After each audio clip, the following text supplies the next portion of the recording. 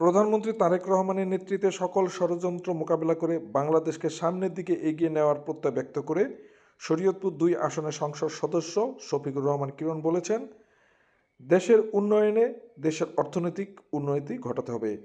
বিগত সরকার আমলে রাষ্ট্রের টাকা অনিয়ম দুর্নীতি করে লুটপাট করা হয়েছে।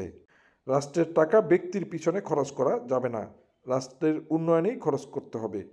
কোনো দুর্নীতিবাজ, চাঁদাবাজ, সন্ত্রাসী, মাদক ব্যবসায়ী, চোরা কারবারির কোনো ঠাঁই হবে না। শনিবার বিকেলে শরীয়তপুরের ভেদরগঞ্জ উপজেলা প্রশাসন কর্তৃক আয়োজিত সংবর্ধনা প্রদান অনুষ্ঠান ও আন্তর্জাতিক মাতৃভাষা দিবস উদযাপন উপলক্ষে আয়োজিত আলোচনা সভা ও মাতৃভাষা দিবস অনুষ্ঠানে অংশগ্রহণকারীদের মাঝে পুরস্কার বিতরণ অনুষ্ঠানের প্রধান অতিথির বক্তব্যে তিনি এসব কথা বলেন।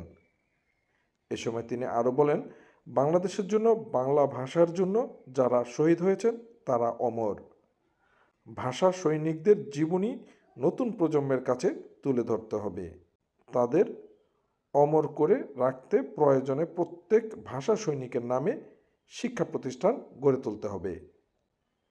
ভেদরগঞ্জ উপজেলা নির্বাহী অফিসার মোহাম্মদ হাসিবুল্লাহ এর সভাপতিত্বে এ সময় ঢাকা বিশ্ববিদ্যালয়ের প্রাক্তন শিক্ষক মিসেস ফারহানা কাদির রহমান সহ উপজেলার বিভিন্ন দপ্তরের কর্মকর্তাগণ, শিক্ষক, সাংবাদিক, ব্যবসায়ী ও বিভিন্ন রাজনৈতিক দলের নেতৃবৃন্দ উপস্থিত ছিলেন।